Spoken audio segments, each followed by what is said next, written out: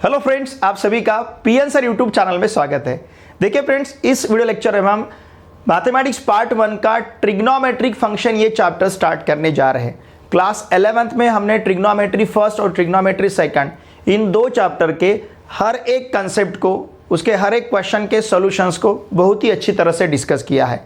Trigonometric function इस chapter में class 11 का ट्रिग्नोमेट्री फर्स्ट और ट्रिग्नोमेट्री सेकंड इन चैप्टर में जो पार्ट हमने सीखा है उसे यहाँ पे हमें अप्लाई करना है, वो पार्ट हमें यहाँ पे यूजफुल रहेगा।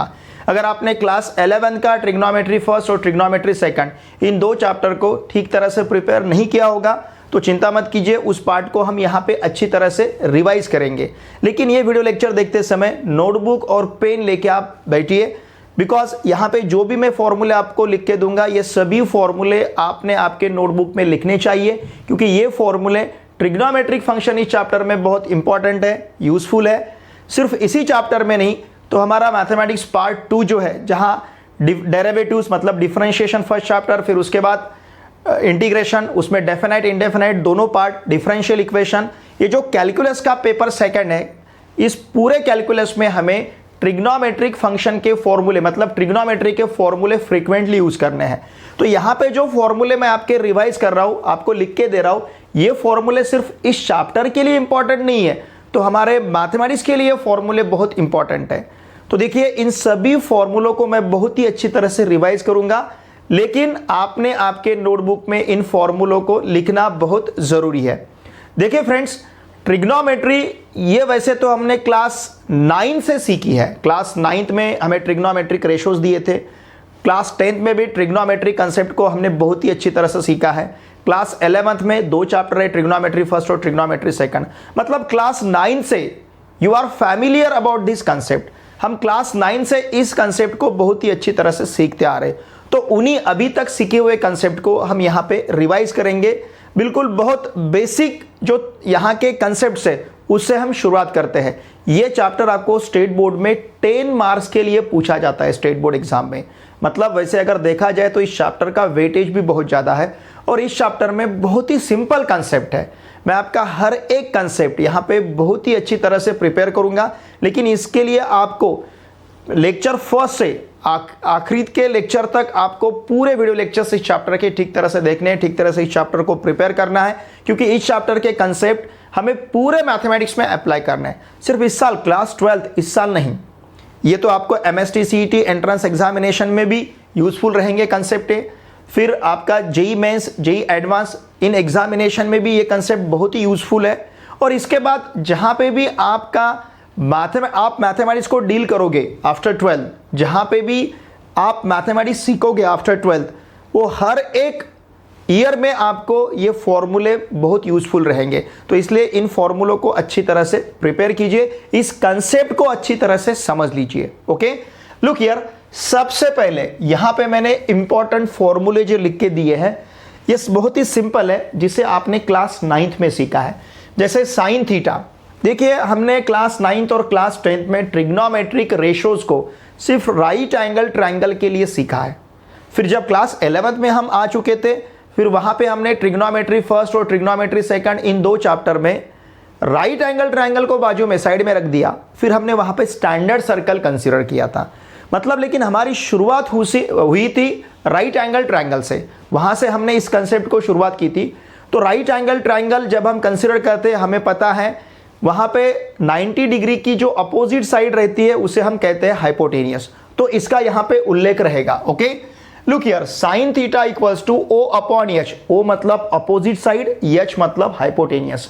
साइन थीटा इक्वल टू, ये जो थीटा एंगल है राइट एंगल ट्रायंगल में, इस थीटा एंगल का अपोजिट साइड अपॉन उस राइट एंगल ट्रायंगल का हाइपोटेनियस, ऐसे हम साइन थीटा कंसीडर करते हैं। अपोजिट साइड अपॉन हाइपोटेनियस, बहुत ही बेसिक कंसेप्ट है, डेफिनेशन है। Cosec theta is hypotenuse upon opposite side. देखिए साइन थीटा, कोसेक थीटा ये रेसिप्रोकल्स है एक दूसरे के। साइन थीटा में जो न्यूमरेटर है कोसेक थीटा में वो डिनोमिनेटर है। साइन थीटा में जो डिनोमिनेटर है कोसेक थीटा में वो न्यूमरेटर है। मतलब रेसिप्रोकल, इंटरचेंज हुआ है। अपोजिट साइड ऊपर है, यहाँ पे नीचे है, हाइपोटेनियस यहाँ पे नीचे, यहाँ पे ऊपर है। तो इसलिए sine theta is the reciprocal of cosec theta. Sine theta equals to 1 upon cosec theta, या फिर cosec theta equals to 1 upon sine theta. These are reciprocals of each other, इसलिए दोनों का प्रोडक्ट 1 मिलेगा। क्यों? अगर साइन थीटा 3/4 है तो कॉस थीटा 4/3 होगा, और इन दोनों का प्रोडक्ट क्या मिलेगा? हमें 1 मिलेगा, because they are reciprocals of each other, एक दूसरे के रेसिप्रोकल्स है, इसलिए इन दोनों का प्रोडक्ट हमें 1 मिलेगा। उसी प्रकार से देखिए cos theta is adjacent side upon hypotenuse, इसका रेसिप्रोकल सेक थीटा है, sec theta is hypotenuse upon adjacent side, इसलिए cos theta equals to 1 upon sec theta बनेगा, या फिर sec theta equals to 1 upon cos theta रहेगा, cos theta into sec theta equals to 1 रहेगा। इन दोनों का प्रोडक्ट हमें 1 मिलेगा। ओके, सेक थीटा और cos theta these are the reciprocals of each other. ये आप ठीक तरह से जान लेते हो तो साइन थीटा पता हो, हमें अगर पता चलता है तो हम कोसेक थीटा फाइंड कर सकते हैं, बिकॉज उसका रेसिप्रोकल है। cos थीटा अगर हमें पता चलता है तो हम सेक थीटा फाइंड कर सकते हैं, because sec theta is the reciprocal of cos theta. मतलब सेक थीटा हम cos थीटा से फाइंड कर सकते हैं, कोसेक थीटा हम साइन थीटा से फाइंड कर सकते हैं। फिर उसके बाद tan थीटा रेशो है, यहाँ पे opposite side upon adjacent side लेते हैं हम, समोरील बाजू भागीला लगतची बाजू, ऐसा कहते हैं मराठी में। cot theta equals two adjacent side upon opposite side, ये सब राइट एंगल ट्रायंगल के लिए देख रहे हैं हम। ओके, फिर tan थीटा इक्वल्स टू आप sin theta upon cos theta ले सकते हो। देखिए tan theta cot theta these are the reciprocals of each other, गुणाकार व्यस्त है एक दूसरे के, रेसिप्रोकल्स मतलब ये अगर 3/4 है तो ये 4/3 रहेगा, इस प्रकार से जो मैंने अभी आपको एग्जांपल बताया था। तो tan थीटा अगर sin theta upon cos theta है तो cot theta cos theta upon sin theta रहेगा, cos theta upon sin theta. Okay, tan theta equals to 1 upon cot theta ले सकते हैं, cot theta equals to 1 upon tan theta into cot theta equals to हमारे पास 1 रहेगा। तो ये बहुत ही बेसिक कॉन्सेप्ट है, इसको भी मैंने यहाँ पे डिस्कस किया है, बिकॉज बेसिक जो डेफिनेशन है वो पता होना बहुत जरूरी है। अगर डेफिनेशन हमें पता नहीं, अगर हम डेफिनेशन के साथ स्टिक अप नहीं रहेंगे, ओके, तो बहुत ज्यादा कंसेप्ट हमें आगे के समझ में नहीं आएंगे। ये बहुत फंडामेंटल कंसेप्ट है और ये हमें याद रहना ही चाहिए, ये हमें मालूम रहना बहुत जरूरी है, ये पता होना बहुत जरूरी है। ओके, फिर इसके बाद देखिए फंडामेंटल आइडेंटिटीज, इनको भी आपने क्लास 10th में सीखा है, क्लास 11th में भी अप्लाई किया है। मैं फंडामेंटल आइडेंटिटीज लेते समय फर्स्ट सेकंड थर्ड ऐसा हमेशा लेता हूं। फर्स्ट क्योंकि नंबरिंग है, देखिए इसे फर्स्ट ही कहा जाएगा, फर्स्ट सेकंड थर्ड ऐसे 3 फंडामेंटल आइडेंटिटीज है, और उन्हें हमें उसी हिसाब से ध्यान में लेना है, ध्यान में रखना है। जैसे sine square theta plus cos square theta equals to 1, इसे कहेंगे हम फर्स्ट फंडामेंटल आइडेंटिटी। ओके, ध्यान दीजिए। फिर इससे हम और 2 फॉर्मूले ले सकते हैं, sine square theta equals to 1 minus cos square theta and cos square theta equals to 1 minus sine square theta. इसको हम 2 प्रकार से मॉडिफाई कर सकते हैं, sine square theta equals to 1 minus cos square theta and cos square theta equals to 1 minus sine square theta. इन पूरे concept को इस चैप्टर में हमें अप्लाई करना है, यूज करना है, बहुत ही यूजफुल कंसेप्ट है हमारे लिए। ओके, फिर 1 plus tan square theta equals to sec square theta, this is second fundamental identity, इसे हम सेकंड फंडामेंटल आइडेंटिटी कहेंगे। इससे आप 2 फॉर्मूले और आप तैयार कर सकते हो, sec square theta minus 1 equals to tan square theta, अगर 1 को इधर ट्रांसफर किया तो -1 बनेगा, मतलब tan square theta equals to sec square theta -1 रहेगा। या फिर अगर tan स्क्वायर थीटा को इधर ट्रांसफर करते हो तो sec square theta minus tan square theta equals to 1 बनेगा। ओके, फिर उसी प्रकार से थर्ड फंडामेंटल आइडेंटिटी हमें लेना है 1 plus cot square theta equals to cosec square theta, it is third fundamental identity. इसे और 2 फॉर्मूले आप तैयार कर सकते हो, cosec square theta -1 equals to cot square theta, इसी फॉर्मूला से हमने इसे डिराइव किया है। फिर cosec square theta minus cot square theta equals to 1। इस प्रकार से फर्स्ट सेकंड थर्ड ये 3 फंडामेंटल आइडेंटिटीज को आपको याद रखना है। मुझे लगता है कि आपको ये याद भी होंगे, ठीक है, नहीं अगर याद हो गया आपके तो इसे याद कर लीजिए, लर्न कर लीजिए इसे, ठीक है। फिर इसके बाद देखिए, इसके बाद हमें sine theta cos theta tan theta, इनके लिए इन एंगल के वैल्यूज पता होना बहुत जरूरी है। ओके, 0 डिग्री या फिर 0 रेडियन, इसके ऊपर मैंने यूनिट नहीं लिखा, मतलब ये रेडियंस में मेजर हुआ है, इसके ऊपर यूनिट लिखा है तो डिग्री में मेजर हुआ है, यूनिट नहीं लिखा तो रेडियंस में है। 30 डिग्री मतलब π/6 रेडियंस, 45 डिग्री मतलब π/4 रेडियंस, 60 डिग्री मतलब π/3 रेडियंस और 90 डिग्री मतलब π/2 रेडियंस, ये आपको पता है। अब इनके लिए साइन कॉस टैन, इनके वैल्यूज पता होना बहुत जरूरी है। लुक हियर, अगर इसके वैल्यू, इसका टेबल आपको लर्न नहीं है, याद नहीं है, तो आप इसे एक्चुअली एक लॉजिक यूज करके भी लिख सकते हो। जैसे मैं हमेशा इसे लिखने की मेथड बताता हूं। देखिए हमारे पास 1 2 3 4 5 टोटल 5 वैल्यूज है। हम क्या करेंगे, रफ में कैलकुलेशन करेंगे। देखिए इसके लिए, इस जीरो के लिए सपोज हम 1 लेते हैं, जीरो के लिए हम 0 लेते हैं, π/6 के लिए 1 लेंगे, π/4 के लिए 2, π/3 के लिए 3 और π/2 के लिए 4। 0 1 2 3 4 ऐसे हमने 4 वैल्यूज लिया है। 0 के लिए 0, इसके लिए 1, इसके लिए 2, इसके लिए 3 और इसके लिए 4। ओके, अब देखिए हर एक को 0 से डिवाइड करना है, हर एक को 4 से डिवाइड करना है। 0/4 इट विल बी 0, फिर 1/4, फिर 2/4, फिर 3/4, फिर 4/4। हर एक को 4 से डिवाइड करना है। ओके, 0/4 0, इस 0 का स्क्वायर रूट यहां पे लिखना है, इट विल बी 0। 1/4 निशेष भाग नहीं जाता है। ओके, तो 1/4 ये जो है इसका स्क्वायर रूट यहां पे लिखना है। 1 का स्क्वायर रूट 1, 4 का स्क्वायर रूट 2, तो ये रहेगा 1/2। 2/4 का आंसर 1/2 मिलेगा। देखिए 2/4 मतलब 1/2। फिर 1 का स्क्वायर रूट यहां पे 1 लिखना है, 2 का स्क्वायर रूट ऑफ 2 रहेगा। ओके, 3/4 यहां पे भाग नहीं जाता है, तो इसका स्क्वायर रूट डायरेक्टली कंसीडर करेंगे, स्क्वायर रूट ऑफ 3/2। 3 का स्क्वायर रूट ऑफ 3, 4 का स्क्वायर रूट 2, 4/4 का आंसर 1 मिलेगा, 1 का स्क्वायर रूट यहां पे हमें 1 मिलेगा। ठीक है, तो इस प्रकार से देखिए 0, 1/2, 1/√2, √3/2 और 1, ये हमें वैल्यूज मिल चुकी है। इस प्रकार से हम इसके वैल्यू लिख सकते हैं। अब इन्हीं वैल्यूज को यहां पे उल्टा लिखना है, मतलब 1 यहां पे, √3/2 यहां पे, 1/√2 यहां पे। जैसे ये सीक्वेंस यहां से कॉपी करना है, ऐसा ये इधर से यहां लिखना है, मतलब ये यहां पे 1, फिर यहां पे √3/2, फिर यहां पे 1/√2, यहां पे 1/2 और यहां पे 0। ये रहेंगी cos थीटा की वैल्यू। ओके, फिर इन दोनों का रेशो, देखिए tan थीटा हमने क्या लिया है, sin theta upon cos theta. इन दोनों का रेशो यहां पे लिखना है, 0/1 0, 1/2 अपॉन √3/2 लेते हैं तो 2 कैंसिल होगा, ये मिलेगा 1/√3। ओके, 1/√2 अपॉन 1/√2 ये मिलेगा 1, √3/2 अपॉन 1/2, 2 कैंसिल, √3/1 मिलेगा, मतलब ये रहेगा √3, और 1/0 इट विल बी इन्फिनिटी। 0 से हम किसी भी नंबर को डिवाइड नहीं कर सकते, डेफिनेशन में नहीं रहता है, क्योंकि भागाकार का डेफिनेशन, डिवीजन का, क्वेश्चन का डेफिनेशन हमें पता है, हम नॉन जीरो नंबर से ही डिवाइड कर सकते हैं।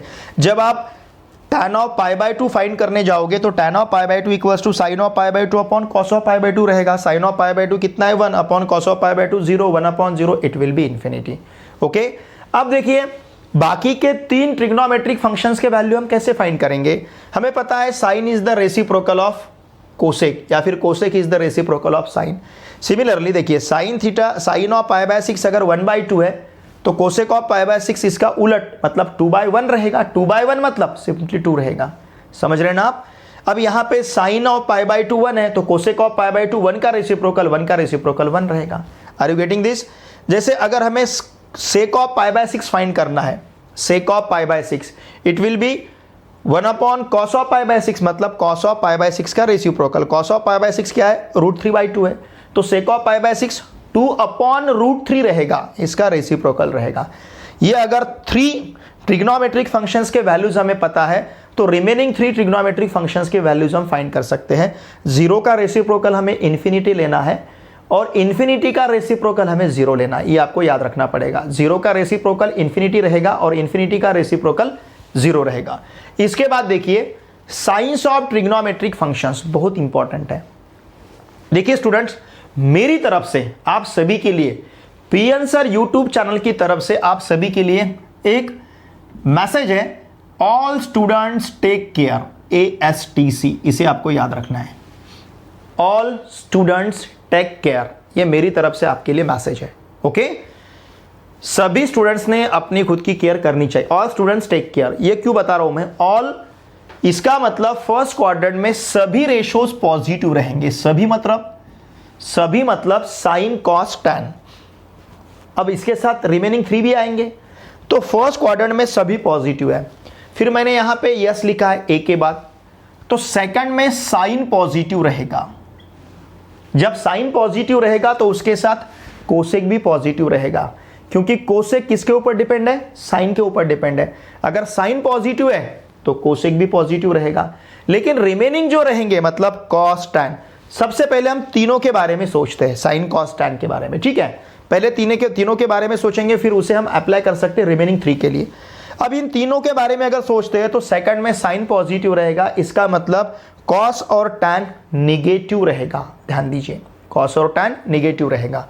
अब इसके बाद मैंने टी लिखा है, तो यहां पे टैन पॉजिटिव रहेगा थर्ड क्वाड्रेंट में। ये थर्ड क्वाड्रेंट है, हमें पता है ये वर्टिकल वाई एक्सिस है, हॉरिजॉन्टल एक्स एक्सिस है, ओ एक्स को positive X axis, O X dash को negative X axis, O Y को positive Y axis, O Y dash को निगेटिव वाई एक्सिस कहते हैं हम, ठीक है। अब यहाँ पे ये कार्टेशियन रेक्टेंगुलर सिस्टम है, इसे first quadrant, second quadrant, third quadrant, fourth quadrant, ये सब आपको पता है। लुक हियर, थर्ड में हमने किसे पॉजिटिव लिया है, टैन को, और फोर्थ में कौन पॉजिटिव रहेगा, कॉस। इस प्रकार से फर्स्ट क्वाड्रेंट में सभी पॉजिटिव मतलब तीनों पॉजिटिव, सेकंड क्वाड्रेंट में साइन पॉजिटिव, थर्ड क्वाड्रेंट में टैन पॉजिटिव और फोर्थ क्वाड्रेंट में कॉस पॉजिटिव। ओके, अब देखिए ये यहाँ पे हमें जो बातें सीखनी है ट्रिग्नोमेट्रिक फंक्शन इस चैप्टर में, इसके लिए बहुत इंपॉर्टेंट है ये। ओके, इसके ऊपर आपको 2 मार्क्स का कंपलसरी क्वेश्चन पूछा जाएगा। किस प्रकार का पूछा जाता है मैं बाद में बताऊंगा चैप्टर के कंसेप्ट सीखते समय। ओके, अब ये ASTC आपको याद रखना है, ऑल स्टूडेंट्स टेक केयर। अब देखिए यहां पे हमें पता है ये फर्स्ट क्वाड्रेंट का जो एंगल रहता है ये 0 से बड़ा और π/2 मतलब 90 डिग्री से छोटा रहता है, you know this. Okay, second quadrant में 90 डिग्री से बड़ा मतलब π/2 से बड़ा और 180 डिग्री से छोटा मतलब π से छोटा रहता है। थर्ड क्वाड्रेंट में 180 डिग्री से बड़ा और 270 डिग्री से छोटा रहता है, मतलब π से बड़ा और 3π/2 से छोटा। फोर्थ क्वाड्रेंट में 270 डिग्री से बड़ा रहता है और 360 डिग्री से छोटा रहता है। ये 1 कंप्लीट रोटेशन हो जाएगा मतलब 360 डिग्री। ओके, अगर हम सोचते हैं किससे छोटा रहता है इसके बारे में देखेंगे। सेकंड में किससे छोटा रहता है, 180 डिग्री से छोटा, मतलब 180 डिग्री से माइनस, कम उससे 180 डिग्री से छोटा मतलब 180 डिग्री से माइनस करना पड़ेगा। 180 डिग्री रेडियन में लिखते उसे हम पाए, तो इसलिए ध्यान दीजिए यहां पे सेकंड क्वाड्रेंट में मैं एंगल कंसीडर करूंगा π-θ। ध्यान दीजिए, सेकंड क्वाड्रेंट का एंगल रहेगा π-θ।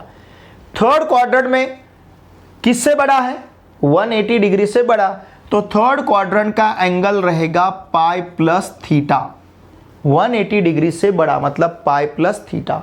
और फोर्थ क्वाड्रेंट में 360 डिग्री से छोटा, 360 डिग्री मतलब 2π, तो फोर्थ क्वाड्रेंट में ये रहेगा 2π-θ। ये 3 एंगल अब आपको याद रखने हैं, लर्न करने हैं। ओके, π-θ सेकंड क्वाड्रेंट में, π+θ थर्ड क्वाड्रेंट में, 2π-θ फोर्थ क्वाड्रेंट में। ये सेकंड क्वाड्रेंट, ये थर्ड क्वाड्रेंट और ये फोर्थ क्वाड्रेंट। इस प्रकार से आपको ये 3 एंगल्स ध्यान में लेने हैं। और मैंने आपको क्या बताया, सेकंड में साइन पॉजिटिव है मतलब टैन और कॉस निगेटिव है। थर्ड में टैन पॉजिटिव है मतलब साइन और कॉस निगेटिव है। फोर्थ में कॉस पॉजिटिव है मतलब साइन और टैन निगेटिव है। नाउ लुक हियर, अब हम इसे किस प्रकार से कंसीडर करेंगे। साइन ऑफ π-θ जो है ये कौन से क्वाड्रेंट में एंगल है, ये सेकंड क्वाड्रेंट में, सेकंड में साइन पॉजिटिव है, तो साइन ऑफ π-θ का वैल्यू हम साइन थीटा कंसीडर करेंगे। Are you getting this? लेकिन सेकंड में कॉस और टैन निगेटिव है, तो कॉस ऑफ π-θ को माइनस कॉस थीटा और टैन ऑफ π-θ को माइनस टैन थीटा लिखेंगे। Why? Because in the second quadrant tan and cos is negative. अब ये π+θ मतलब कहां पे है, थर्ड क्वाड्रेंट में, और थर्ड में टैन पॉजिटिव है, तो टैन ऑफ π+θ का वैल्यू हमें सिंपली टैन थीटा लिखना है। लेकिन थर्ड में साइन निगेटिव है, कॉस निगेटिव है, तो साइन ऑफ π+θ का वैल्यू माइनस साइन थीटा रहेगा और कॉस ऑफ π+θ का वैल्यू माइनस कॉस थीटा रहेगा। ओके, अब चलते हैं फोर्थ क्वाड्रेंट की तरफ। फोर्थ क्वाड्रेंट का एंगल 2π-θ है और फोर्थ में कॉस पॉजिटिव है, तो कॉस ऑफ 2π-θ का वैल्यू हमें कॉस थीटा लिखना है। ध्यान दीजिए, कॉस ऑफ 2π-θ का वैल्यू कॉस थीटा रहेगा, लेकिन साइन ऑफ 2π-θ का वैल्यू हमें माइनस साइन थीटा लेना है। क्यों? Because in fourth quadrant sine is negative, तो ये रहेगा माइनस साइन थीटा और ये रहेगा यहां पे minus tan theta. tan of 2 pi minus theta का वैल्यू माइनस tan थीटा। देखिए अगर आप क्वाड्रेंट का साइन का लॉजिक ध्यान में लेते हो तो ये फॉर्मूले आपको याद करने की ज़रूरत नहीं रहेगी, ये याद रखने की ज़रूरत नहीं रहेगी। पाई माइनस थीटा मतलब आपको समझ में आना चाहिए सेकंड क्वाड्रेंट, सेकंड में साइन पॉजिटिव रहता है, tan और cos निगेटिव रहता है, इसलिए sine of pi minus theta का value sine theta, cos of pi minus theta का value minus cos theta, tan of pi minus theta का वैल्यू माइनस tan थीटा। इसी प्रकार से थर्ड और फोर्थ क्वाड्रेंट को आपको याद रखते आएगा अगर आपने लॉजिक ठीक तरह से समझ लिया। All students take care, ASTC, ये पूरे कंसेप्ट बहुत इंपॉर्टेंट है क्योंकि इसी चैप्टर में हमें प्रिंसिपल सॉल्यूशंस फाइंड करने हैं। तो इन प्रिंसिपल सॉल्यूशंस के लिए ये कंसेप्ट बहुत यूजफुल रहेंगे। आप बहुत इजीली प्रिंसिपल सॉल्यूशंस, ये बाद में देखेंगे हम, इजीली आप यहाँ पे ये वैल्यूज फाइंड कर पाओगे। तो देखिए ये सभी वैल्यूज हमारे लिए बहुत ही इंपॉर्टेंट है, ये फॉर्मूले भी हमारे लिए बहुत इंपॉर्टेंट है। ये फॉर्मूले सभी आपको याद होना, टेक्निक जो इसके पीछे का ये भी आपको समझ में आना बहुत जरूरी है। ओके, इसका स्क्रीनशॉट लीजिए। देखिए इस चैप्टर में हमें क्या क्या सीखना है। सबसे पहले हमें ट्रिग्नोमेट्रिक इक्वेशन ये देखना है, फिर उस ट्रिग्नोमेट्रिक इक्वेशन के सॉल्यूशंस, क्योंकि इक्वेशन अब अगर हम कहेंगे तो उसको सॉल्यूशंस भी रहेंगे। फिर ट्रिग्नोमेट्रिक इक्वेशन के सॉल्यूशंस हमें सीखने हैं, दो टाइप के जो सॉल्यूशंस है, प्रिंसिपल सॉल्यूशंस और जनरल सॉल्यूशंस, उसको डिस्कस करना है। फिर उसके बाद हमें कार्टेशियन कोऑर्डिनेट्स को पोलर कोऑर्डिनेट्स में कन्वर्ट करना है, पोलर कोऑर्डिनेट्स को कार्टेशियन कोऑर्डिनेट्स में कन्वर्ट करना है, इस प्रकार को सीखना है। फिर उसके बाद सॉल्यूशन ऑफ ट्राइंगल, ट्राइंगल को सॉल्व करना है, मतलब हमें पता है ट्राइंगल्स में 6 एलिमेंट्स रहते हैं, 3 साइड्स एंड 3 एंगल्स। तो इन 3 साइड्स और 3 एंगल्स को पता करना है, मतलब सॉल्यूशन ऑफ ट्राइंगल। फिर वहाँ पे हमें रूल यूज़ करना है, sine rule, cosine rule, projection rule, ये डिफरेंट रूल्स के प्रूफ हमें सीखने हैं। ये रूल्स किस प्रकार से अप्लाई किए जाते हैं, इन प्रकार के प्रॉब्लम्स भी हमें यहाँ पे सीखने हैं। फिर उसके बाद में हमें देखिए ये जो चैप्टर है, ये चैप्टर 2 पार्ट में डिवाइड किया जाता है। पहले पार्ट में ट्रिग्नोमेट्रिक फंक्शन और दूसरे पार्ट में है इनवर्स ट्रिग्नोमेट्रिक फंक्शंस, मतलब इन दोनों फंक्शंस को हमें साइमल्टेनियसली सीखना है। पहले पार्ट में हम ट्रिग्नोमेट्रिक फंक्शंस को सीखेंगे, फिर उसके बाद में इनवर्स ट्रिग्नोमेट्रिक फंक्शंस को सीखेंगे। अब जिस प्रकार से प्रिंसिपल सॉल्यूशन हम ट्रिग्नोमेट्रिक फंक्शंस के लिए कंसीडर कर रहे हैं, उसी प्रकार से हमें प्रिंसिपल वैल्यू ब्रांच कंसीडर करनी है इनवर्स ट्रिग्नोमेट्रिक फंक्शंस के लिए। तो पहले पार्ट में हम ट्रिग्नोमेट्रिक फंक्शंस को अच्छी तरह से सीख लेंगे, समझ लेंगे, उनके सॉल्यूशंस को, उनके जो 2 सॉल्यूशंस है, प्रिंसिपल सॉल्यूशन, जनरल सॉल्यूशंस को। फिर उसके बाद में हम जाएंगे इनवर्स ट्रिग्नोमेट्रिक फंक्शंस को सीखने के लिए। फिर वहाँ पे उसका रेंज, उसका डोमेन, प्रिंसिपल वैल्यू ब्रांच, ये सभी कंसेप्ट हमें बहुत ही अच्छी तरह से सीखने हैं। तो देखिए आपने डिफरेंशिएशन इस चैप्टर में इनवर्स ट्रिग्नोमेट्रिक फंक्शन का डेरिवेटिव भी फाइंड किया है, वहाँ पे हमने properties of inverse trigonometric functions को भी लिख के लिया है। तो वहाँ पे जो हमने प्रॉपर्टीज लिखी है डिफरेंशिएशन इस चैप्टर में, तो इसी चैप्टर से प्रॉपर्टी हमने उठा के वहाँ पे रखी है डिफरेंशिएशन चैप्टर में। तो देखिए मैंने पहले ही आपको कहा है ट्रिग्नोमेट्रिक फंक्शन, ये चैप्टर बहुत इंपॉर्टेंट है, इसके कंसेप्ट हमें फ्रीक्वेंटली अलग अलग चैप्टर में भी यूज़ करने हैं, इसके कंसेप्ट आपको फिजिक्स में भी यूज़ करने हैं। इसलिए ट्रिग्नोमेट्रिक फंक्शंस ये चैप्टर बहुत ही बेसिक है और बहुत इसके कंसेप्ट्स बहुत ही हमें फ्रीक्वेंटली यूज़ करने रहेंगे। तो अच्छी तरह से इसे हमें यहाँ पे प्रिपेयर करना है। लुक हियर, अब ट्रिग्नोमेट्रिक इक्वेशन क्या है, इसका डेफिनेशन जो टेक्स्ट बुक में मैंने यहाँ पे लिखा है, मैं आपको पहले डेफिनेशन पढ़ता हूँ, फिर हम समझ लेंगे क्या है। An equation involving trigonometric function और फंक्शंस। देखिए इक्वेशन मतलब जिसको LHS इक्वल्स टू RHS रहेगा, जिसमें वेरिएबल्स और कांस्टेंट्स रहेंगे। ये क्या, एक से ज़्यादा फंडामेंटल ऑपरेशन रहेंगे, एडिशन, सब्सट्रैक्शन, मल्टीप्लिकेशन, डिवीजन, उस प्रकार की क्वांटिटी को हम इक्वेशन कहते हैं। इक्वेशन जिसे मराठी में हम समीकरण कहते हैं, ये कंसेप्ट आपको पता है, आपने क्लास 10th में लीनियर इक्वेशन सीखे हैं, फिर वहाँ पर हमने क्वाड्रेटिक इक्वेशंस को भी बहुत अच्छी तरह से डिस्कस किया है। ओके, फिर उसे सॉल्व करने के मेथड्स हमें पता है। तो इक्वेशन ये कंसेप्ट हमारे लिए नया नहीं है। अब इक्वेशन के पहले ट्रिग्नोमेट्रिक ये वर्ड हमने अटैच किया है। तो जो क्वांटिटी इक्वेशन के पूरे प्रॉपर्टीज या कंडीशन सेटिस्फाई करेगा, लेकिन उस इक्वेशन में ट्रिग्नोमेट्रिक फंक्शन, एक या एक से ज्यादा फंक्शन या फिर फंक्शंस, ट्रिग्नोमेट्रिक फंक्शंस मतलब sine, cos, tan, cot, sec, cosec, these are the trigonometric functions. जिस इक्वेशन में ट्रिग्नोमेट्रिक फंक्शंस रहेंगे उस इक्वेशन को हम कहेंगे trigonometric equation. For example suppose sine theta, यहां पे एग्जांपल लिखते हैं हम, for example sine theta equal to 1 या फिर कॉस थीटा इक्वल टू √3/2। ये जो इक्वेशंस है इन इक्वेशंस को कहेंगे हम ट्रिग्नोमेट्रिक इक्वेशन। हमने साइन थीटा इक्वल्स टू 1 लिखा, या फिर आप ऐसा भी ले सकते हो tan थीटा, ध्यान दीजिए tan थीटा -1 इक्वल टू 0। बहुत सारे आप एग्जांपल्स यहां पे लिख सकते हो। ओके, तो इसमें हमने एक ही ट्रिग्नोमेट्री फंक्शन लिया, आप एक से ज्यादा भी ट्रिग्नोमेट्रिक फंक्शंस को देख सकते हो ट्रिग्नोमेट्रिक इक्वेशन में। फिर जिस इक्वेशन में ट्रिग्नोमेट्रिक फंक्शन रहेगा उस इक्वेशन को हम कहेंगे ट्रिग्नोमेट्रिक इक्वेशन, ट्रिग्नोमेट्रिक फंक्शन रहेगा। जिस इक्वेशन में ट्रिग्नोमेट्रिक फंक्शन रहेगा उसे कहेंगे हम ट्रिग्नोमेट्रिक इक्वेशन। बहुत ही सिंपल कंसेप्ट है। फिर उसके बाद solution of trigonometric equation. Solution concept क्या है? सपोज यहां पे मैंने x + 4 = 0 इस प्रकार का इक्वेशन लिखा है। अब इस इक्वेशन का सॉल्यूशन मतलब वेरिएबल का ऐसा वैल्यू जिस वैल्यू ने इस इक्वेशन को सेटिस्फाई करना चाहिए। अगर मैंने यहां पे x = -4 सब्स्टिट्यूट किया और इसका LHS लिया x + 4, x का वैल्यू -4 सब्स्टिट्यूट किया, -4 + 4 इट इज 0, और इसको कहेंगे हम RHS। मतलब x = -4 ये वैल्यू इस इक्वेशन को सेटिस्फाई कर रहा है, इसका समाधान कर रहा है, मतलब LHS = RHS मिल रहा है। तो इस वैल्यू को x = -4 को हम इक्वेशन का सॉल्यूशन कहेंगे। बहुत ही सिंपल कंसेप्ट है। वेरिएबल का जो वैल्यू इक्वेशन को सेटिस्फाई करता है उस वैल्यू को हम इक्वेशन का सॉल्यूशन कहते हैं। जो सेटिस्फाई नहीं करता है उसे हम सॉल्यूशन नहीं कहेंगे। वही डेफिनेशन यहां पे दिया है। सॉल्यूशन ऑफ ट्रिग्नोमेट्रिक इक्वेशन अब हमें सीखना है। A value of a variable in a trigonometric equation. Trigonometric equation में जो वेरिएबल रहेगा, for example cos sin theta equal to 1, suppose ये ट्रिग्नोमेट्री इक्वेशन है। अब इस ट्रिग्नोमेट्री इक्वेशन में वेरिएबल साइन थीटा नहीं है, वेरिएबल क्या है? थीटा है।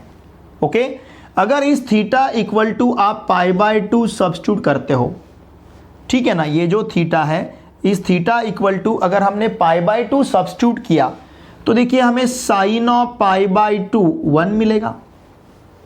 पता है हमें? इसका मतलब ये जो वैल्यू है ये वैल्यू इस ट्रिग्नोमेट्री इक्वेशन को सेटिस्फाई कर रही है।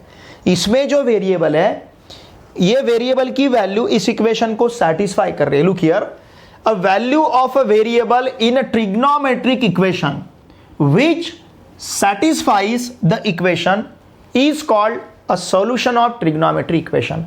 उस वैल्यू को ट्रिग्नोमेट्री इक्वेशन का सॉल्यूशन कहेंगे।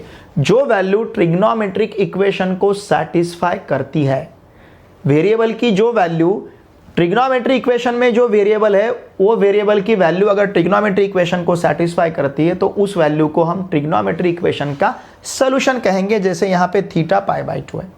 ओके, यहां पे थीटा का वैल्यू, वेरिएबल जो है वेरिएबल का वैल्यू हमने सब्स्टिट्यूट किया, ये वैल्यू इस इक्वेशन को सेटिस्फाई कर रहा है, इसे कहेंगे हम trigonometric equation. Okay, now a trigonometry equation can have more than one solution.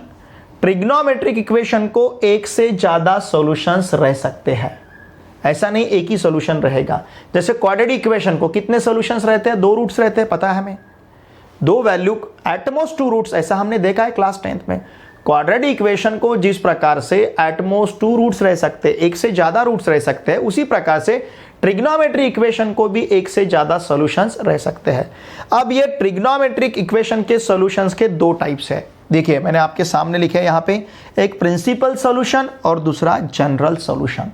Okay, अब ये प्रिंसिपल सॉल्यूशन इसको पहले हम समझ लेते हैं, फिर उसके बाद हम जनरल सॉल्यूशन को समझ लेंगे। Okay, look here, what is principal solution? मैं बहुत सिंपल वे में आपको बताता हूं। देखिए हमारे पास, ध्यान दीजिए, सपोज हमने साइन थीटा इक्वल टू 1/√2 ऐसा इक्वेशन कंसिडर किया, साइन थीटा इक्वल्स टू 1/√2। अब यहां पे हमें पता है साइन ऑफ π/4 का वैल्यू भी 1/√2 रहता है। इसका मतलब साइन थीटा इक्वल्स टू हम साइन ऑफ π/4 ले सकते हैं। इसका मतलब थीटा क्या रहेगा? π/4। तो ये थीटा जो हमने π/4 लिया है, इस वैल्यू को हम इस इक्वेशन का सॉल्यूशन कहेंगे। वाई? अगर आप थीटा का वैल्यू यहाँ पे π/4 सब्स्टिट्यूट करते हो तो साइन ऑफ π/4 का वैल्यू 1/√2 मिलेगा। मतलब ये वैल्यू इस इक्वेशन को सेटिस्फाई कर रहा है, इसे हम सोल्यूशन कहेंगे। हम जा रहे हैं प्रिंसिपल सोल्यूशन की तरफ। ओके, अब लुक हियर, प्रिंसिपल सोल्यूशन के डेफिनेशन को एक बार रीड करते हैं। क्या दिया है? अ सोल्यूशन अल्फा, यहां का वेरिएबल अल्फा है उस इक्वेशन का। A solution alpha of a trigonometric equation is called a principal solution. Okay, alpha मतलब वैल्यू है उस वेरिएबल का। Okay, a solution alpha of a trigonometric equation, उस इक्वेशन में जो वेरिएबल है उस वेरिएबल का वैल्यू अल्फा, सपोज ये सॉल्यूशन इसे कहा गया है, is called a principal solution if 0 less than और equals to alpha less than 2π। देखिए, ट्रिग्नोमेट्रिक इक्वेशन का प्रिंसिपल सॉल्यूशन हम किसे कहेंगे? ट्रिग्नोमेट्रिक इक्वेशन का प्रिंसिपल सॉल्यूशन वेरिएबल के उस वैल्यू को कहेंगे जो वैल्यू 0 या 0 से बड़ी होगी लेकिन 2π से छोटी होगी। 0 या 0 से बड़ी होगी लेकिन 2π से छोटी होगी। Strictly less than 2π, 0 less than और इक्वल टू अल्फा, मतलब यहां का अल्फा 0 हो सकता है, 0 से बड़ा रह सकता है, लेकिन 2π से छोटा ही रहेगा। एग्जैक्टली 2π नहीं रहेगा, एग्जैक्टली 2π नहीं होगा। तो इस प्रकार के वैल्यू को हम कहते हैं प्रिंसिपल सॉल्यूशन। अब देखिए, आपने यहां पे जो π/4 लिया है, π/4 मतलब 45 डिग्री, 45 डिग्री ये वैल्यू 0 डिग्री से बड़ी है, और 2π मतलब 360 डिग्री से छोटी है। देखिए, जो वैल्यू 0 या 0 से बड़ी रहेगी 2π मतलब कितना डिग्री? 360 डिग्री। 2π से छोटी रहेगी उस वैल्यू को हम प्रिंसिपल सॉल्यूशन कहेंगे। ऑफ कोर्स वो वैल्यू इस इक्वेशन को सेटिस्फाई भी करेगी, तो इसे हम प्रिंसिपल सॉल्यूशन कह सकते हैं। अब देखिए, यहां पे आपके सामने थीटा इक्वल्स टू π/4 एक सॉल्यूशन है। हम दूसरा सॉल्यूशन कंसीडर कर सकते हैं क्या? इस प्रकार का, जो 0 से बड़ा रहेगा, 2π से छोटा रहेगा। चलिए सर्च करते हैं, डिसाइड करते हैं। लुक हियर, जस्ट हमने इसके पहले मैंने आपको क्वाड्रेंट वाइज एंगल बताए थे। ओके, देखिए हमें पता है, we know that second quadrant में अगर हम जाते हैं, वी नो दैट, ध्यान दीजिए, sine of pi minus theta equal to रहता है साइन थीटा। ये हमने इसके पहले दिखा है, sine of pi minus theta is sine theta. अब यहां पे अगर हम थीटा का वैल्यू π/4 सब्स्टिट्यूट करते हैं, थीटा का वैल्यू π/4, तो क्या मिलेगा? Sine of pi minus π/4 equals to sine of π/4। इसमें हमने थीटा का वैल्यू π/4 सब्स्टिट्यूट किया, यहां पे π/4, यहां पे π/4। अब इस 4 से पाई को मल्टीप्लाई करते हैं तो 4π मिलेगा। Sine of 4π minus π/4 equal to कितना है? ये साइन ऑफ π/4 है, ठीक है ना। इसका सब्सट्रैक्शन लेना बाकी है, इसका अगर सब्सट्रैक्शन लेते हैं तो ये साइन ऑफ 3π/4 मिलेगा। साइन ऑफ 3π/4 इक्वल टू क्या है? साइन π/4, और साइन π/4 का वैल्यू कितना है? 1/√2। इसका मतलब थीटा के हमारे पास दो ऐसे वैल्यूज है, कौन कौन से? 3π/4 और π/4। अगर इन दो वैल्यू को आपने यहां पे सब्स्टिट्यूट किया तो ये इक्वेशन सेटिस्फाई होगा। और ये दोनों भी वैल्यू देखिए, सिंस ये जो दोनों वैल्यू है, ये दोनों वैल्यू ये कंडीशन सेटिस्फाई कर रहे हैं, 0 is less than 3π/4 is less than 2π। 3π/4 मतलब 45 डिग्री का ट्रिपल, π/4 मतलब 45 डिग्री, 45 डिग्री का ट्रिपल क्या आएगा? 135 डिग्री, 135 डिग्री। तो 135 डिग्री ये वैल्यू 0 से बड़ा है, 2π से छोटा है। ओके, 360 डिग्री से छोटा है। उसी प्रकार से 0 लेस देन π/4 लेस देन 2π, ये जो दोनों वैल्यू है, ये दोनों वैल्यू हमें साइन ऑफ 3π/4 का वैल्यू 1/√2 दे रहे हैं। साइन ऑफ 3π/4 का वैल्यू भी हमें 1/√2 मिल रहा है। ये दोनों वैल्यू इस इक्वेशन को सेटिस्फाई कर रहे हैं, और दोनों वैल्यू कैसे? 0 से बड़े, 2π से छोटे। मतलब ये जो कंडीशन है, ये कंडीशन ये दोनों भी वैल्यू सेटिस्फाई कर रहे हैं। तो इस प्रकार के सॉल्यूशन को हम कहेंगे प्रिंसिपल सॉल्यूशन। तो देखिए, हम यहां पे लिख सकते हैं द प्रिंसिपल सॉल्यूशन ऑफ किसका? Sine theta equals to 1/√2। ये रहेंगे इसके प्रिंसिपल सॉल्यूशन। कौन कौन से? 3π/4, π/4 आर, ये क्या रहेंगे? Principal solutions. कौन से सॉल्यूशंस रहेंगे? Principal solutions. और किसके principal solutions? Of sine theta equal to 1/√2। Okay, हमें जो इक्वेशन यहां पे दिया है साइन थीटा इक्वल्स टू 1/√2, इस इक्वेशन के ये प्रिंसिपल सॉल्यूशन रहेंगे। देखिए प्रिंसिपल सॉल्यूशन, ये कंसेप्ट अब आपके समझ में आ चुका होगा। प्रिंसिपल सॉल्यूशन मतलब वेरिएबल के ऐसे वैल्यू जिन वैल्यू ने इस कंडीशन को सेटिस्फाई करना चाहिए। किस कंडीशन को? या तो 0 या 0 से बड़े रहने चाहिए और 2π से छोटे रहने चाहिए। इस प्रकार के सॉल्यूशन को हम कहेंगे प्रिंसिपल सॉल्यूशन। देखिए ट्रिग्नोमेट्री इक्वेशन के लिए दो प्रकार के सॉल्यूशंस हैं, प्रिंसिपल सॉल्यूशंस और जनरल सॉल्यूशंस। हमने ट्रिग्नोमेट्रिक इक्वेशन देखा, फिर ट्रिग्नोमेट्री इक्वेशन का सॉल्यूशन देखा, फिर ट्रिग्नोमेट्री इक्वेशन के सॉल्यूशंस के दो टाइप होते हैं, इसको हमने डिस्कस किया। फिर उसमें जो प्रिंसिपल सॉल्यूशन वाला टाइप है, इसको हमने इसका डेफिनेशन देखा है, और प्रिंसिपल सॉल्यूशन किस प्रकार से फाइंड किया जाता है इसको भी हमने बहुत अच्छी तरह से यहाँ पे सीखा है। लुक हियर, ये मैंने इसके पहले जो आपको फॉर्मूले बताए थे पाई minus theta, pi plus theta और 2π माइनस थीटा के, तो ये फॉर्मूले हमें यूज करने पड़ेंगे प्रिंसिपल सॉल्यूशन फाइंड करते समय। देखिए स्टूडेंट्स, ये पूरा पार्ट आपके नोटबुक में अच्छी तरह से लिख लीजिए। खुद के नोट्स हमें प्रिपेयर करना बहुत जरूरी है, क्योंकि ये नोट्स आपके लिए यूजफुल रहेंगे। मैं डिटेल स्टेप बाय स्टेप बिल्कुल हर एक कंसेप्ट आपका यहाँ पे क्लियर करते जाऊंगा, लेकिन इसके लिए आपने वीडियो लेक्चर को शुरू से अंत तक देखना चाहिए। बीच में किसी भी पार्ट को स्किप मत कीजिए। थोड़ा सा स्पीड कम लगता है तो स्पीड बढ़ा लीजिए। वीडियो लेक्चर देखते समय आप स्पीड को बढ़ा सकते हो, उस प्रकार का सेटिंग यूट्यूब के वीडियो लेक्चर में आपको मिलता है। लेकिन हर एक कंसेप्ट को अच्छी तरह से देखिए, क्योंकि हर एक कंसेप्ट, जो कंसेप्ट इंपॉर्टेंट है, जो टेक्स्ट बुक में नहीं है लेकिन इंपॉर्टेंट है, उसको भी रिलेटेड कंसेप्ट को मैं यहाँ पे डिस्कस करते जा रहा हूँ। ओके, इसका स्क्रीनशॉट लीजिए।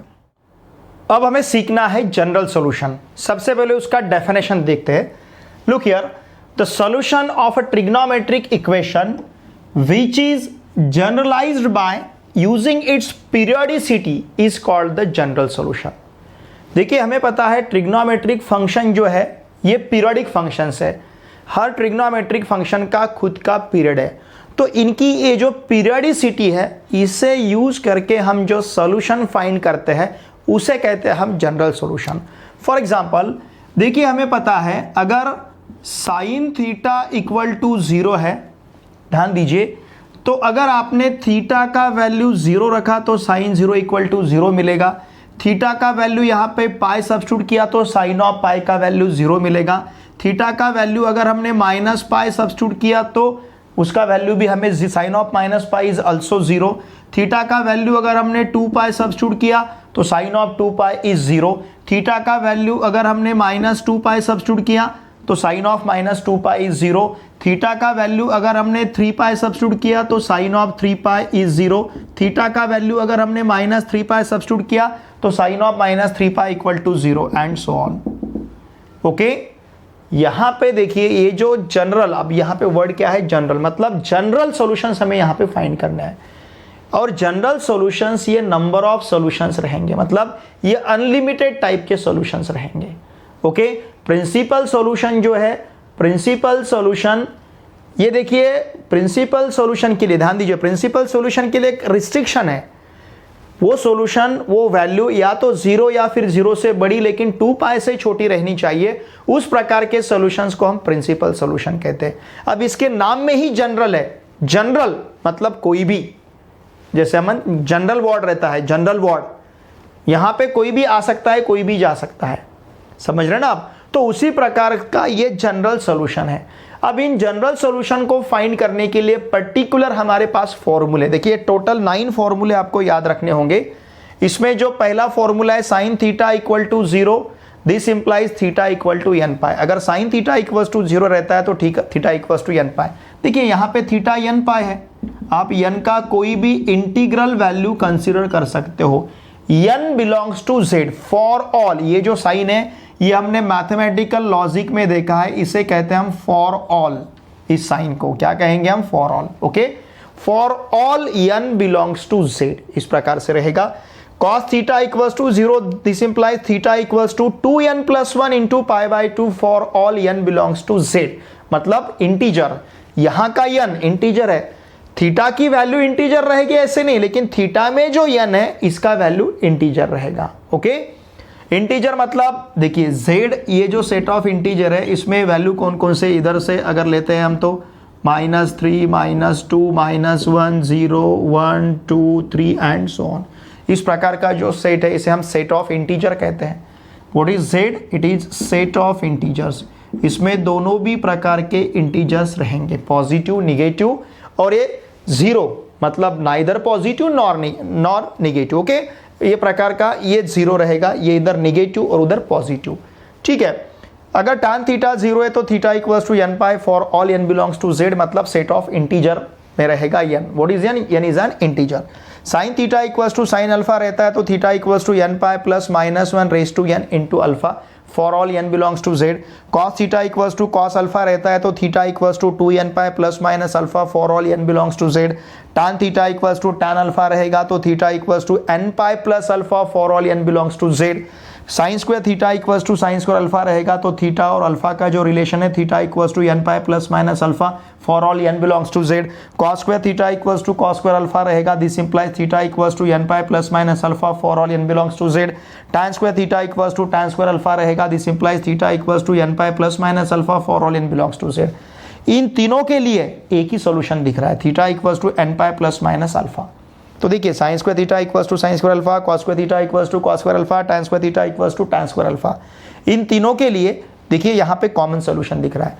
Okay, sine theta equals to 0 तो theta equals to n pi. ये 9 फॉर्मूले अब आपको लर्न करने हैं, ध्यान दीजिए। ये जो 9 फॉर्मूले ये आपको याद रखने हैं, बिकॉज अब इसके बाद जो एक्सरसाइज 3.1 है जहां पे हमें प्रिंसिपल सॉल्यूशन और जनरल सॉल्यूशंस फाइंड करने हैं, तो इसके बाद का जो एक्सरसाइज है, पहला एक्सरसाइज है, वहां पे हमें प्रिंसिपल सॉल्यूशन और जनरल सॉल्यूशंस फाइंड करने हैं। तो उसके लिए हमें ये सभी फॉर्मूले लर्न होना, याद रहना बहुत ही ज़रूरी है, जनरल सॉल्यूशंस फाइंड करने के लिए और प्रिंसिपल सॉल्यूशंस फाइंड करने के लिए। इसके ऊपर आपको एग्जाम में कंपलसरी क्वेश्चन पूछा जाता है। जो पहला एक्सरसाइज हम यहाँ पे सॉल्व करके लेंगे आप नेक्स्ट वीडियो लेक्चर में, तो उसमें से एक क्वेश्चन आपको, मिनिमम एक क्वेश्चन आपको एग्जाम में पूछा ही जाएगा। जनरल सॉल्यूशन और प्रिंसिपल सॉल्यूशन, इसके ऊपर आपको क्वेश्चन पूछा ही जाता है। तो जनरल प्रिंसिपल सॉल्यूशन के लिए मैंने तो आपको 9 फॉर्मूले लिख के दिए थे, और यहाँ पे जनरल सॉल्यूशन के लिए भी आपके पास 9 फॉर्मूले हैं। तो 9 + 9 ये 18 फॉर्मूले अब आपको लर्न करना बहुत ज़रूरी है, याद रहना बहुत ज़रूरी है।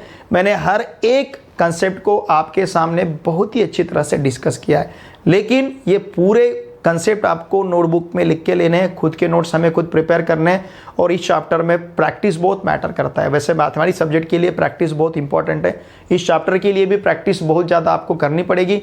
चैप्टर कुछ डिफिकल्ट नहीं है, जिस प्रकार से मैथमेटिकल लॉजिक, मैट्रिसेस ये चैप्टर है बहुत ईजी चैप्टर है, उसी प्रकार से ट्रिग्नोमेट्रिक फंक्शन ये भी चैप्टर बहुत इजी है, लेकिन इसके लिए ये पूरे कंसेप्ट हमें पता होना ज़रूरी है। प्रिंसिपल सॉल्यूशन का डेफिनेशन, प्रिंसिपल सॉल्यूशन का रिस्ट्रिक्शन, प्रिंसिपल सॉल्यूशन किस प्रकार से फाइंड किया जाता है, जनरल सॉल्यूशन किस प्रकार से फाइंड किया जाता है। अब ये प्रिंसिपल सॉल्यूशन, जनरल सॉल्यूशन हम नेक्स्ट एक्सरसाइज में बहुत ही अच्छी तरह से वहाँ पे सॉल्व करेंगे, लेकिन तब तक ये पूरा आपने पढ़ लेना चाहिए, पूरा ठीक तरह से आपने याद कर लेना चाहिए। इसका स्क्रीनशॉट लीजिए। देखिए फ्रेंड्स, इस वीडियो लेक्चर में हमने जो बेसिक कंसेप्ट थे उन सभी बेसिक कंसेप्ट को बहुत ही अच्छी तरह से डिस्कस किया है। प्रिंसिपल सॉल्यूशन और जनरल सॉल्यूशन, इसको भी हमने बहुत अच्छी तरह से डिस्कस किया है। ट्रिग्नोमेट्री इक्वेशन क्या रहेगा, ट्रिग्नोमेट्री इक्वेशन का सॉल्यूशन क्या रहेगा, इस कंसेप्ट को भी हमने बहुत अच्छी तरह से डिस्कस किया है। देखिए फ्रेंड्स, मेरे साथ पूरे साल भर बने रहिए। मैं आपका MST CET और स्टेट बोर्ड दोनों भी एग्जाम का मैथमेटिक्स इस चैनल के माध्यम से बहुत ही अच्छी तरह से प्रिपेयर करूंगा, लेकिन इसके लिए आपको पूरे साल भर मेरे साथ बने रहना है, जुड़े रहना है। कुछ दिन तक आए फिर निकल गए, ऐसा मत कीजिए। आपका हर एक कंसेप्ट मैं बहुत ही अच्छी तरह से यहाँ पे क्लियर करूँगा। आपका MST CET और देखिए स्टेट बोर्ड, इन दोनों का मैथमेटिक्स में बहुत अच्छी तरह से यहाँ पे प्रिपेयर करूँगा, लेकिन इसके लिए आपको मेरे साथ बने रहना है। इन वीडियोज़ को आपके पूरे फ्रेंड के साथ शेयर करना है जो अभी क्लास 12th में पढ़ रहे हैं, महाराष्ट्र स्टेट बोर्ड में, महाराष्ट्र में कहीं पे भी पढ़ते होंगे, उन सभी के साथ इन वीडियोस को अवश्य शेयर कीजिए। वीडियो देखने के बाद लाइक कीजिए और प्लीज़ कमेंट किया कीजिए आपको वीडियो कैसा लगता है, क्योंकि आपके कमेंट्स हमारे लिए बहुत मोटिवेशनल रहते हैं, मतलब आपके कमेंट्स हमें मोटिवेट करते हैं। तो इसके लिए प्लीज़ कमेंट किया कीजिए। आपके कमेंट, और कमेंट करने में ज़्यादा कुछ आपको समय नहीं लगता है, सिर्फ वीडियो के नीचे जाना है और कमेंट लिख देनी है। तो प्लीज़ मेरी आप सभी से रिक्वेस्ट है, प्लीज़ आप वीडियो को कमेंट ज़रूर किया कीजिए, इन वीडियोज़ को आपके फ्रेंड के साथ ज़रूर शेयर कीजिए और लाइक करते रहिए वीडियो देखे बाद। और देखिए फ्रेंड्स, आपके जितने भी फ्रेंड्स अभी क्लास 10th और 11th में महाराष्ट्र स्टेट बोर्ड में महाराष्ट्र में कहीं पे भी पढ़ते होंगे, उन सभी को मैथमेटिक्स के लिए इस चैनल को सब्सक्राइब करने के लिए आवश्यक है। देखिए ये पूरा कंसेप्ट, ये पूरे जो भी मैंने आपको बोर्ड पे लिख के दिया, आपके नोटबुक में अवश्य लिखिए, क्योंकि नेक्स्ट वाले एक्सरसाइज में ये सभी बातें हमारे लिए यूजफुल रहेंगी। ठीक है, चलिए अब मिलते हैं नेक्स्ट वीडियो लेक्चर में। Thanks for watching this video.